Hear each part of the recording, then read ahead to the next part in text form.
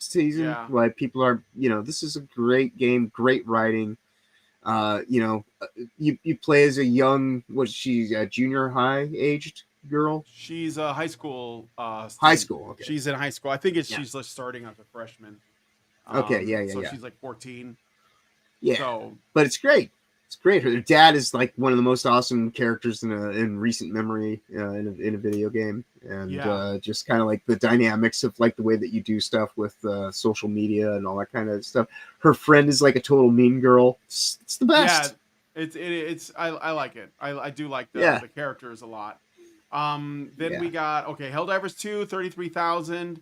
They're probably going to be swimming around this. I mean, they peaked at 450,000, but Sony fuckery just kind of screwed them. So, and all the nerfs, but they are trying to fix. They have addressed a lot of those issues that they can control, but yeah, it hasn't really gotten much better. What else am I looking at? Homeworld 3, because I always look at these.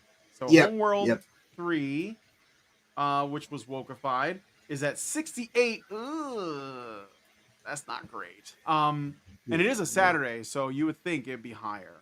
So Right. Now, Ergo Proxy does mention Turbo Kid, which we brought up on one of the previous shows. I couldn't remember if it was in early access at this point still, or if it was actually out. But that is another game that's got a great, amazing soundtrack. Lamatos is one of the few good things that comes out of Canada. Yeah. And that movie too, actually. It's got Michael Ironside in it, and it's great. Space Marine 2 is at about the same as Helldivers, 35,000. Which I think because it's kind of it did have a peak of about 50. But I mean, this franchise is a little like, you have to be a fan of these kinds of things. So if I look up Bolt Gun, for example, which is another really good game, Warhammer 40K Bolt Gun, it's probably 154. But this is a great game. It's just like it's Doom. It's a boomer shooter, and it's a good time. So, what's another one? What's another one that I'm supposed to look up? I will look up The Great Rebellion just out of curiosity. Yep. So hopefully this will grow and do better. Yeah, nobody's playing it right now, but I do think it's a good game. It's just like kind of lost in the. It goes up and down. So, but I'm planning on once I actually have some free time again, because I stream almost every day of the week now. Because I'm doing the review that I want to do for it's. It will have at least one person playing it at some point this week. I enjoyed the living shit out of it. It's a great game. Yeah, and Suicide Squad, 129, not a lot. So, not so good for them.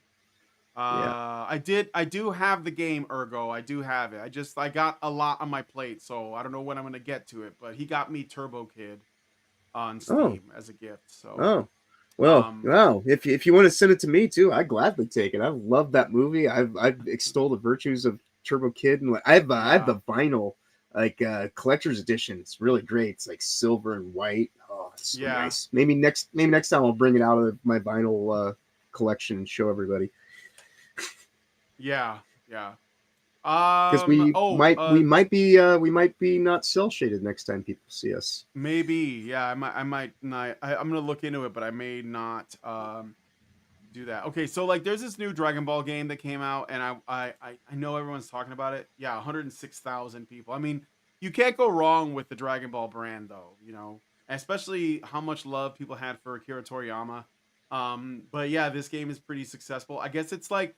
So I wasn't interested at first because I figured it would just be like, sort of a corporate, like, let's cash in on the brand thing.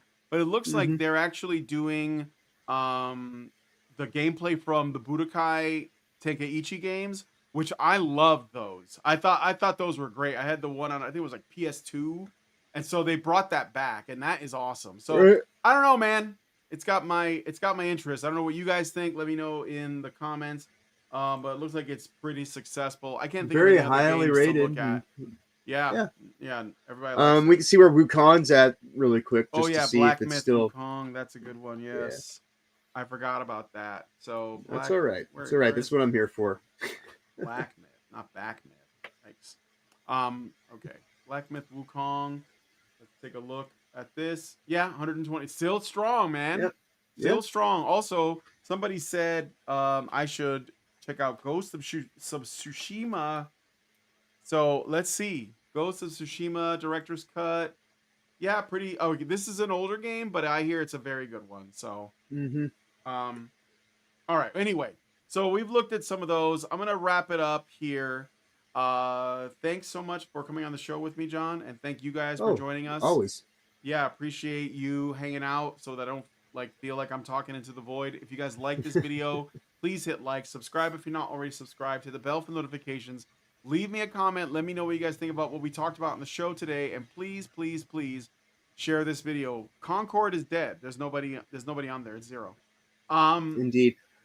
So if I could steal a moment just to kind of let people know, tomorrow, because I actually have like a legit schedule on things I do now.